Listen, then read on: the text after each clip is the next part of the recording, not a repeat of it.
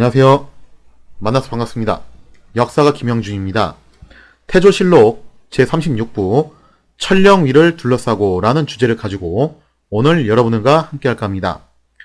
1388년 이님 일파를 축출한 후 고려는 이제 최영과 이성계 쌍두마차 체제로 들어가게 됩니다.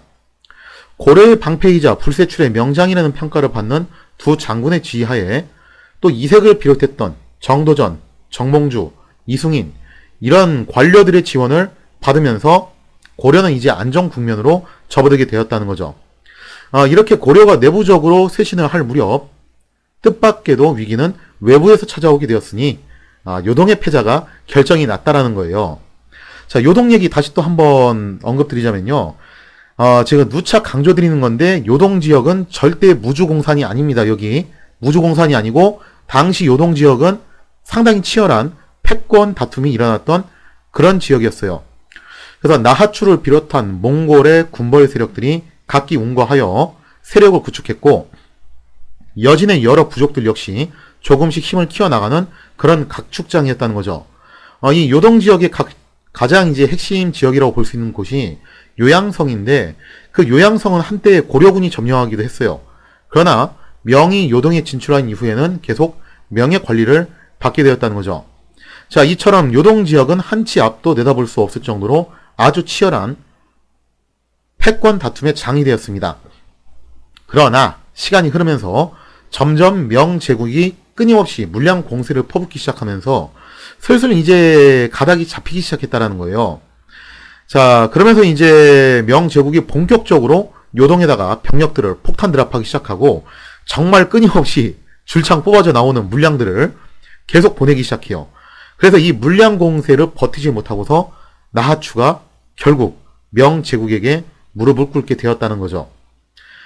때는 1387년입니다. 그러니까 이님 일파가 숙청당하기 바로 직전이었는데 1387년 나하추가 명 제국에게 투항을 하게 됩니다.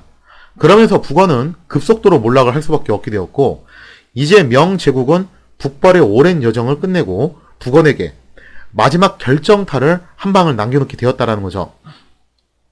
자, 그리고 1388년 3월이 되면은 마침내 명 제국은 남옥이라는 장군한테 무려 15만 명의 대군을 줘서 북원을 공격하기 시작합니다.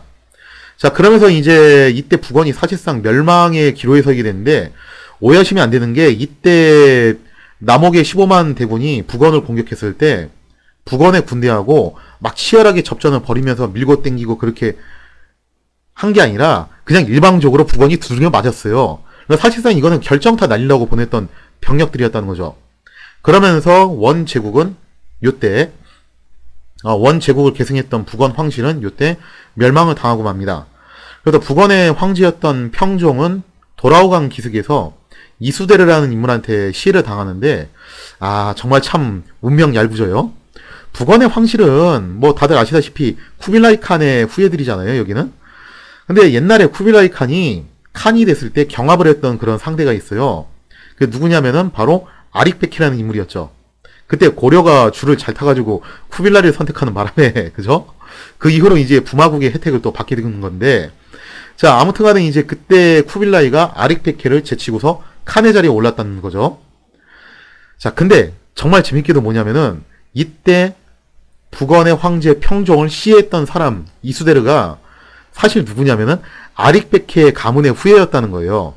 그러니까 쿠빌라이의 후예들은 과거 자신들의 선조 쿠빌라이가 아릭베키를 제끼고 칸이 된 것처럼 이번엔 거꾸로 아릭베키의 후예들한테 제거를 당하는 정말 얄궂은 운명을 맞이하게 되었다는 거죠. 자, 아무튼 이제 상황이 이렇게 흘러가는데 약간 좀 시간을 뒤로 돌려서 1387년 12월 무렵이었습니다. 골칫거리였던 나하추 세력이 투항을 하고 이제 북원은 거의 뭐 이제 멸망하기 일보 직전 그런 상황에 놓이게 되었어요. 마지막 한 대만 탁 치면 이제 끝나는 그런 상황인데 이제 슬슬 명도 창끝을 고려 쪽으로 돌리기 시작을 했다는 겁니다. 자, 그러면서 당시 명에서 고려에다가 시비를 건 게 하나 있었는데 어떤 걸 가지고 시비를 걸었냐? 그 얘기는 다음 사례를 통해서 한번 같이 살펴보도록 하겠습니다.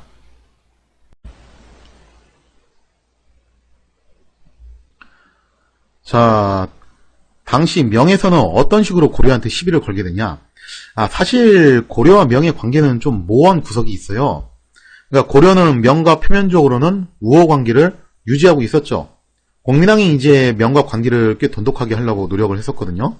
근데 문제가 뭐냐면은 제가 예전에 설명드린 대로 김의가 명의 사신을 살해했던 그 사건 이후로 정말 양쪽 사이는 복잡한 그런 관계를 갖게 됐다는 거죠. 이게 이때까지만 하더라도 아직 북원과 나하추의 세력이 건재했던 시기예요. 건재했다고 해가지고 얘들이 명을 이길 정도는 아니었고 어쨌든 그냥 디펜스는 되고 있는 그런 상황이었다는 거죠. 그래서 이제 명제국은 만약을 대비해서 고려와 직접적인 충돌은 피하려고 했습니다. 웬만하면 이제 고려를 크게 자극은 안 하려고 했다는 거죠. 하지만 나하추가 투항한 이후 더 이상 유동에서 명제국을 가로막는 적대 세력은 존재하지 않는다는 거죠. 이게 무슨 의미냐면은 이제는 명이 고려를 직접적으로 타격하는 게 가능해졌다는 거예요. 이러한 자신감을 바탕으로 명제국은 고려 조정에 생각을 떠보기 위해서 정말 참 이때부터 이제 진상지사기 시작하는데 이미 그 낌새가 언제부터 나왔냐면은 1387년 11월 달에 고려에서 명으로 사신을 보냈어요. 근데 이 사신이 입국 거부를 당하고 12월 달에 돌아옵니다. 그래서 이제 고려 조정이 난리가 났죠. 뭐 딱히 무슨 이유가 있는 것도 아니에요. 그냥 너네 꼴보기 싫다라는 거예요. 그러면서 강짜를 부리면서 이렇게 입국 거부를 당하게 되니 고려 조정 입장에서는 난감하기 그지 없었다는 거죠. 당시 그러면은 명에서는 왜 이런 행동을 했는가? 좀 전에 설명드린 대로 나하추 세력이 건재할 때까지만 하더라도 혹시 고려가 나하추하고 손을 잡을까 염려했기 때문에 이런 점에 있어서 그동안 좀 이제 명에서는 참고 있었던 거죠. 김희가 이제 명사신을 살해했던 그 사건 있잖아요, 그죠? 그런 사건부터 시작해가지고 좀 마음에 안 들었던 그런 일들, 그걸 그냥 좀 참고 있었어요. 다만 오해를 하시면 안 되는 게, 그럼 고려가 나하추하고 손잡았으면 뭐 명을 이겼겠냐?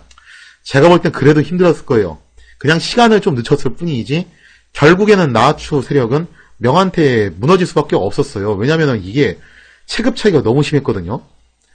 명이 초반에 이제 고전을 했던 거는 아직 좀 정리해야 되는 내부 문제가 많다 보니까 일부 선발대만 보냈다가 얘들이 우가장에서 깨진 거였지, 명이 본격적으로 요동에다 병력을 투입하기 시작하면서부터는 나하추가 계속 밀려요. 그 다음부터는. 그러니까 이런 걸 놓고 봤을 때 명이 걱정했던 거는 고려가 나하추하고 손을 잡으면 자기들이 질 거라고 생각한 게 아니라 귀찮다라고 생각을 한 거예요. 그렇게 되면은. 그러니까 그런 귀찮은 상황을 만들지 않기 위해서, 깔끔하게 가기 위해서 일단은 참고 넘어갔다는 거죠. 기본적으로 명의 태조였던 주원장은 고려를 좀 상당히 고깝게 생각하는 인물이었습니다. 그것도 좀 무리는 아니었던 게, 사실 그렇잖아요. 고려가 원래는 이제 한 100년에 가까운 세월 동안 원 제국과 부마 관계를 체결을 하고 있었으니까, 그래가 이제 명태조 주원장은 이렇게 생각하는 거죠. 이러니 저러니 해도 고려는 결국 누구 편이다. 쟤들은 원 편 아니냐. 그러니까 쟤들은 언젠가 우리 뒤통수를 칠 애들이다. 좀 그런 시각이 있었던 것 같아요. 그래서 일종의 테스트를 해보기 위해서, 지금부터 하는 얘기 딱 들어보시면은 지금 북한하고 미국 관계 있잖아요, 그죠? 북미 간의 관계하고 되게 유사해요. 이게 보면은 정말 유사한데, 진짜 테스트를 해보기 위해서 일부러 주원장이 강짜를 부려요. 너네하고 대화 안 해. 사신도 보내지 마. 선물도 안 받아. 돌아가. 이런 식으로 다짜고짜 나오기 시작한다는 거죠. 그러니까 이제 고려에서는 당황스럽죠. 이거 갑자기 왜 이러는 거야? 자, 그러다가 결국에는 이제 사건이 하나 터지게 됐는데, 어떤 사건이 터지게 되었냐? 당시 이제 해가 좀 넘어가서 1388년 2월입니다. 그때 이제 설장수라는 인물이 명의 이제 사신으로 갔다가 돌아와서 황제의 지시를 구두로 전달을 하게 돼요. 그럼 그때 당시 이제 주원장이 뭐라고 얘기를 했냐? 한번 그 내용을 볼게요. 자, 사료를 보면 이렇게 돼 있죠. 설장수가 명나라로부터 귀국해 황제의 지시를 구두로 전달했다. 고려에서 짐의 지시를 따르겠노라고 스스로 원하기에 짐은 해마다 말을 바치라고 지시했으나 바친 말들은 쓸모가 없는 것들이었다. 아니, 이것 때문에 고려가 탐라 원정도 가고 그렇잖아요. 거기서 이제 목호들이 반란 일으키는 경험도 겪고 얼마나 고생했어요. 근데 기꺼이 이제 말을 갖다 바쳤더니 이거 쓸모없는 똥말이라고 다 클레임 거는 거예요. 자, 그 다음에 두 번째 얘기가 뭐냐면은, 짐이 이미 통상을 허락했는데도 고려에서는 공식적으로 문서를 보내 무역을 하려 하지 않고 몰래 사람을 태창으로 보내 우리의 군사태세와 전함 건조 여부를 정탐하게 했으며, 또 우리 명나라 사람으로 그곳에 가서 정보를 누설한 자에게 후한상을 주기도 했다. 그러니까 너네 고려가 감히 뭐 했다는 거예요? 우리의 군사 기밀을 알아내기 위해서 첩보전을 벌였다라는 거예요. 이러한 것은 길거리에 노는 어린아이의 짓이니 지금부터는 그런 일을 하지 말도록 조심할지며. 자, 여기까지가 이제 두 가지예요. 그러니까 지금까지 주원장이 한 얘기 크게 두 개가 되는 건데, 첫째는 어떤 얘기를 한 거냐면은, 너네가 바친 말은 쓸모가 없더라. 그 다음에 두 번째 말은 이야기는 뭐냐면은 바로 이 얘기죠. 너네 그렇게 첩보전 하지 마라. 장난질 하다가 또 걸리면 너네 가만 안 둔다. 이거예요. 근데 여기까지는 옛날에도 많이 걸었던 시비라 가지고 그냥 그러려니 하겠는데, 진짜 이게 핵폭탄급 발언이 여기서 나와요. 이게 제일 중요한 구절인데 이게 뭐냐. 또한 사신도 보내지 말라. 천령 이북 지역은 애당초 원나라에 속했으니 함께 요동으로 귀속시키도록 하라. 이게 뭡니까? 그죠? 이 진짜 엄청난 핵폭탄급의 발언이 나온 거예요. 이 말을 듣고서 고려의 대신들은 정말 좌뇌와 우뇌가 땡땡땡땡 울리는 그런 트라우마를 겪게 됩니다. 이게 도대체 무슨 소리야? 엄청난 충격에 빠졌다는 거예요. 이게 참 어떻게 보면 좀 이제 복잡한 얘기인데, 당시 이제 주원장이 논리는 이거예요. 어떤 논리냐면은 이런 거죠. 천령 이북 지역은 본래 원 제국에 속한 땅이었고 원 제국은 이제 명 제국이 정복했으니 마땅히 천령 이북도 명에게 내놔야 한다는 거죠. 여기서 이 천령이 어디냐라고 하면요, 요거는 이제 학계에서도 의견이 조금은 분분해요. 여기다는 설도 있고 저기다는 설도 있고 의견이 좀 분분한데, 일단 가장 유력한 설이 어디냐면은 강원도 고산군과 회양군 사이에 있는 그 고갯길을 의미를 합니다. 그러니까 천령 이북이 그냥 심플하게 얘기를 하면 어디를 말하는 거냐면은 옛날 공민왕이 탈환을 했던 바로 쌍성 총관부 일대 있잖아요. 그죠? 현재 이성계의 나와바리라고 할 수 있는 그 일대, 거기를 말하는 거예요. 즉, 이 지역이 원래는 고려 땅이었죠. 근데 고려와 몽골과의 전쟁 기간 동안에 이걸 몽골이 덜커덕 먹어버려요. 그러면서 이제 이성계 집안도 몽골 쪽에 들어갔던 거고 약 100년 동안 여기를 지배를 했었죠. 그리고 공민왕 때 탈환을 해가지고 수복을 한 지역인데, 이거를 가지고서 이제 뭐라고 억지로 부리냐면은, 이거 원래 원 제국의 땅 아니었냐. 그러니까 이제 우리 명이 원을 먹었으니까 그 땅도 어떻게 해라. 내놔라라는 식의 그런 엄청난 억지를 부리기 시작을 했다라는 거죠. 자, 그러면서 이제 고려 사신 더 이상 오지 말라고 그렇게 또다시 여기서 커트를 해버립니다. 그러니까 대화도 하지도 않겠고 일방적으로 자기들 원하는 거 그냥 하겠다는 얘기예요. 그러니까 고려 입장에서는 난리가 난 거죠.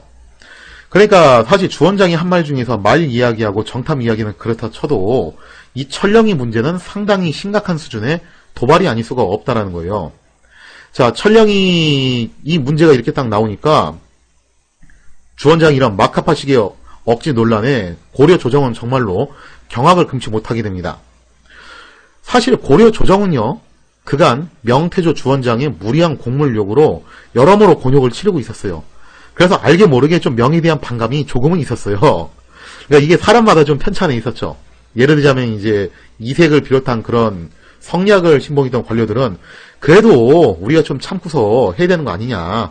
왜냐하면 이 사람들이 좀 이런 오해는 하지만 안 하셨으면 좋겠는데, 무조건 사대주의 그런 것 때문에 그런 게 아니라 현실론을 얘기를 하는 거예요. 우리가 아무리 기분이 나빠도 우리 고려의 국력으로는 명을 이기기 힘들지 않냐. 그러니까 기분 나빠도 좀 참아야 된다. 그러니까 어쨌든 기분 나쁜 건 나쁜 거죠. 그래도 그에 비해서 좀 이제 강경파 성향을 갖고 있던 사람들, 특히 최영 같은 사람들은 무슨 소리냐 하면서 이제 악감정이 폭발할 수밖에 없는 그런 상황이었다는 거죠.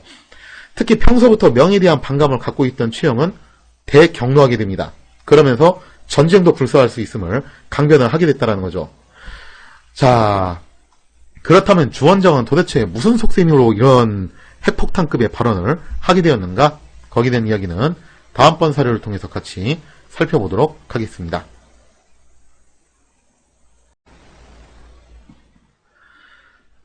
자, 고려에게 천령이를 설치하겠다는 일방적인 그런 통보를 해온 주원장. 도대체 주원장은 무슨 생각으로 이런 억지를 부렸을까? 이게 주원장이 절대 만만한 인물은 아니에요. 주원장은 빈농 출신으로 홍건군에 가담을 해가지고 여기서 이제 성장을 해서 중원을 제패해가지고 황제가 된 정말 난세를 평정한 영웅이었죠. 그런 인물이 단순히 그냥 뭐 노망이 나가지고 심심해서 그렇게 억지를 부렸냐 하면은 그건 아니라는 거죠. 나름 이유가 있어요. 여러 가지 정황으로 추정해 보건대 주원장은 고려의 영토에는 그렇게 큰 관심이 없었던 것 같아요.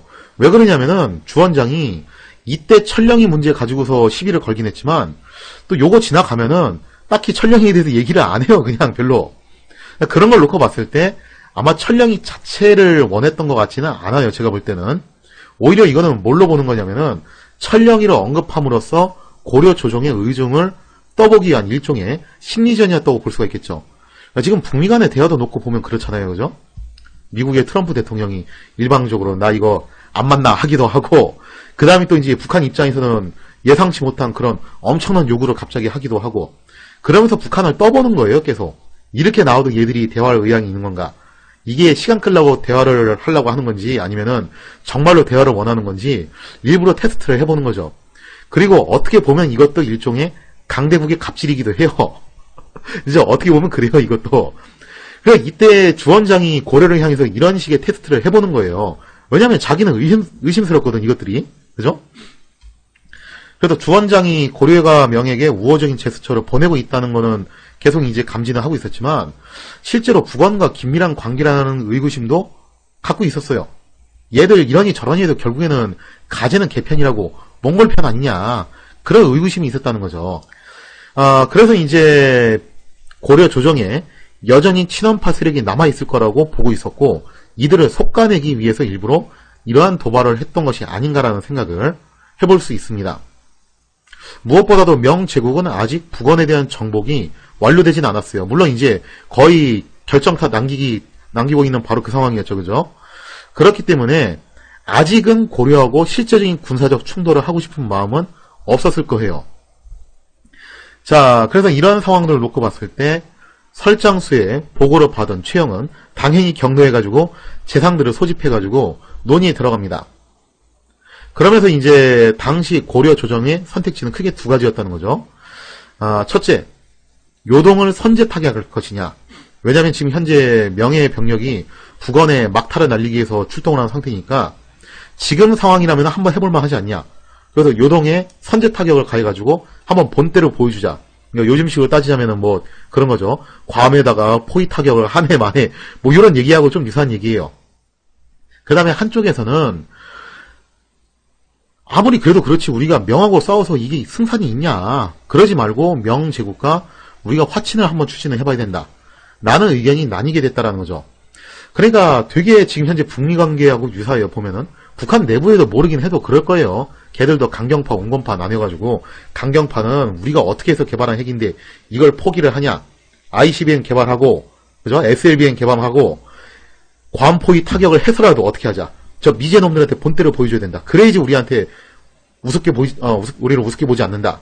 또 한쪽에서 또 이렇게 얘기하겠죠. 야, 정신 차려라. 우리가 아무리 핵을 갖고 있어도 우리는 미국한테 안 된다. 만약에 정말로 미국이 화가 나가지고 모든 병력 전력을 다 쏟아부으면은 그거 어떻게 감당할 거냐. 그럼 나라 멸망하는 거다. 그러니까 우리가 이성적으로 생각하고 좀 참고 굽히고 들어가서 대화를 해야 된다. 아마 모르긴 해도 북한에서도 이렇게 둘로 갈라져 있을 거예요. 그리고 이제 미국은 이걸 어느 정도 이제 알고 있기 때문에 속가내는 작업을 하는 거죠. 일부러 세게 나갔을 경우에, 강자를 부릴 경우에 쟤들이 어떻게 반응을 하는가 한번 보자라는 거예요. 자, 그래서 이제 이런 상황에서 고려 조정도 의견이 둘로 갈라지게 됩니다. 화친을 할 것이냐, 아니면은 선제 타격을 갈 것이냐.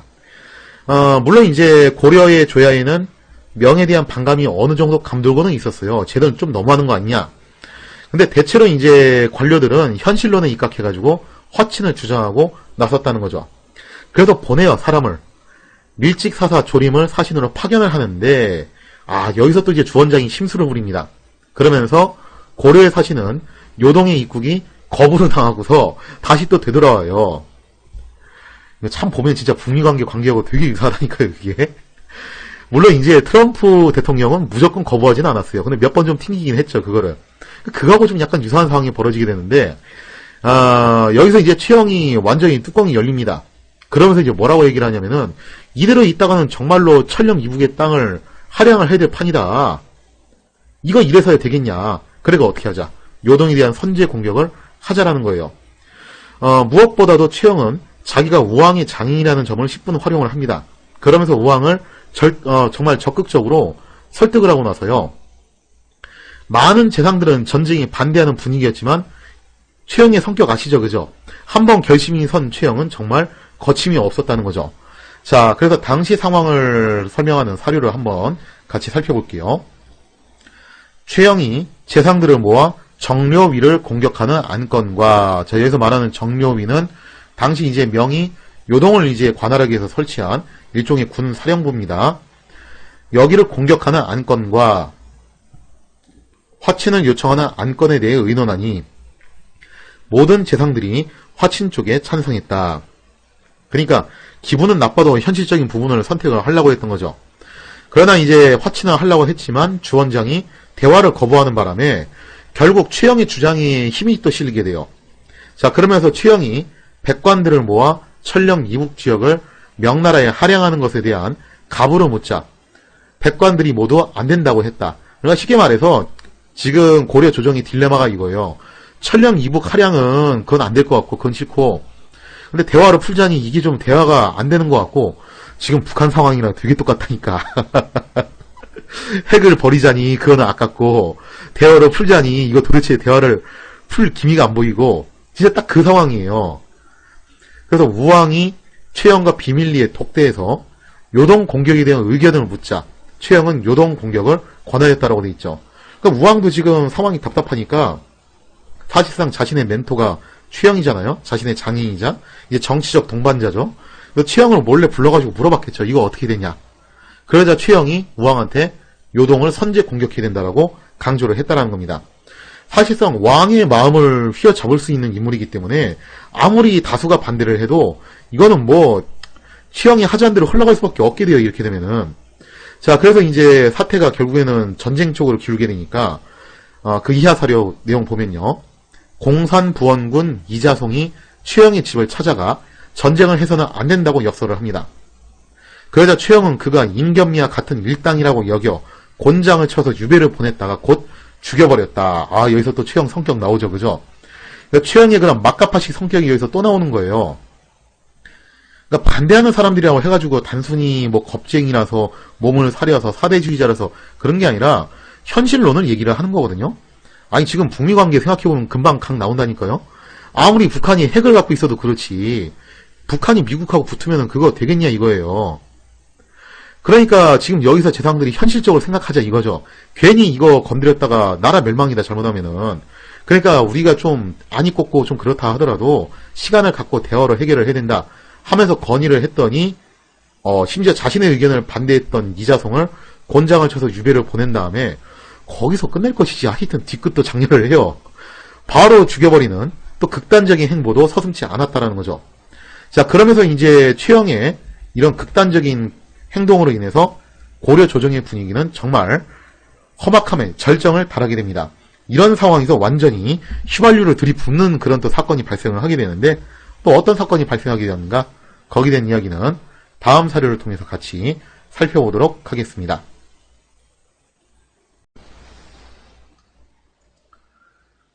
이처럼 고려 조정의 분위기가 험악해질 무렵 정말 또다시 핵폭탄급의 사건이 하나 터지는데 서북면 도안무사 최원지가 이런 얘기를 해요. 명예 병력 약 1,000명이 우리나라 이제 평안북도 강계 쪽 있잖아요. 그죠? 그 강계 쪽에 와서 천령위를 세우려고 한다는 보고를 해왔다는 거죠. 그러니까 천령위, 당시 이제 명이 천령 이북 지역을 관할할 일종의 군사 거점을 건설하겠다는 건데 이 사건으로 아직까지 마음을 완전히 잡지 못했던 우왕은 정말 난리가 납니다. 그러면서 최영의 요동 정벌에 적극적으로 찬성을 하게 된다는 거죠. 자, 그러면서 이제 당시 명의 요동 백호 왕 등명이 천령위 설치 문제를 논하기 위해 고려 조정을 방문했지만 전쟁을 결심한 우왕은 만나주질 않아요. 대신 이색이 왕 등명을 외교적으로 해결하기 위해서 노력을 하지만 큰 소득을 얻기 힘들었다는 거죠. 자, 이렇게 되면서 점점 이제 분위기가 전쟁 쪽으로 갈 수밖에 없었는데, 여기서 이제 치명적인 사건이 하나 발생합니다. 우왕의 지시를 받은 최영은 이제 거침없이 전쟁 준비를 해나가기 시작해요. 최영은 천령이 설치에 대한 방문을 가지고 고려 양계 지방에 방문했던 명예 요동 군사들을 일방적으로 참살하는 그런 대사건을 일으킵니다. 이거는 뭐 어떻게 보면 판문전 독기 사건보다 더한 게 일어난 거죠, 여기서. 그러면서 21명의 요동군이 참살을 당하고 당시 이제 이 방문을 들고 왔던 이사경을 비롯한 5사람만 간신히 살아남아가지고 구금돼서 억류되는 신세가 되었다는 거죠. 자, 이처럼 최영이 일방적으로 명예 요동 병사 21명을 참살하면서 사태는 이제는 정말 걷잡을 수 없이 커지게 되었다라는 거죠. 자, 관련된 내용을 한번 사료를 통해서 볼게요. 자, 최원지가 다시 다음과 같이 보고했다. 요동 도사가 지휘 2명을 파견하여 군사 1천여 명을 거느리고 강계에 와서 천령이를 세우려고 하고 있으며 명나라 황제가 이미 관료를 배치하고 역참을 설치했습니다. 그러면서 이제 당시 명에서는 천령이를 설치할 것 같은 그런 좀 액션을 좀 보여준 것 같아요. 거기까지는 한 것 같아요. 근데 이 이후에 천령이 얘기가 더 이상 나오지를 않고, 그리고 또 이제 고려가 쌍성 총관부 탈환했을 때 수복했던 지역은 그 이후로도 계속 가지고 있었던 걸로 봐서는 실제로 그 땅을 노렸던 것 같지는 않아요, 제가 볼 때는. 그러니까 우리가 이렇게 액션을 취할 때 쟤들이 어떻게 행동하나 보자, 좀 그거를 봤던 것 같아요. 뭐 요즘식으로 따지자면은 미국의 전략 핵폭격기가, 그죠? 북한 영공에 한번 들어갔다 나왔다 그렇게 한번 해주는 거죠. 이랬을 경우에 쟤들이 어떤 식으로 반응하나 보자. 뭐 좀 그런 행동이었던 것 같아요. 자, 그러자 이제 아직까지 마음이 완벽하게 정해지지 않았던 우왕이 이 얘기를 듣고서 뭐라고 하냐면은, 우왕은 울면서 여러 신료들이 내가 요동을 공격하려는 계획을 받아들이지 않아서 이런 사태를 초래하게 되었다라고 원망했다라는 거죠. 그러면서 이제 우왕이 전폭적으로 누구를 지지하게 되냐면은 최영을 지지하게 됐다는 거예요. 마침내 팔도의 군사들을 징발하고 최영이 동쪽 교회에서 군대를 열병하였다. 얼마 후 명나라 후군 도독부에서 요동 백호 왕 등명을 보내 천령이를 설치한 사실을 통보해왔다라고 돼 있죠. 자, 그러면서 이제 이 왕 등명이 직접 우왕을 만나서 얘기를 하려고 그러는데 우왕이 안 만나줘요. 이 대목은 이제 이색열전에 있거든요. 그래서 이색이 대신 만나가지고 좀 설득을 해보려고 하는데 이게 좀 외교적으로 잘 풀리진 않습니다. 여기서도 아직은. 자, 그러면서 이제 최영이 우왕에게 보고해서 뭐라고 하냐. 방문을 가지고 양계에 온 요동기군, 이거는 이제 다른 루트로 온 사람들이죠.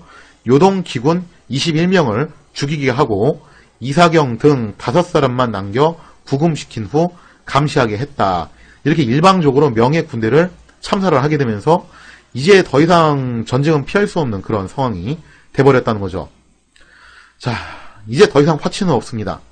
최영은 전국에 동원령을 내려 요동 정벌에 필요한 병력들을 징집하기 시작했다는 거죠.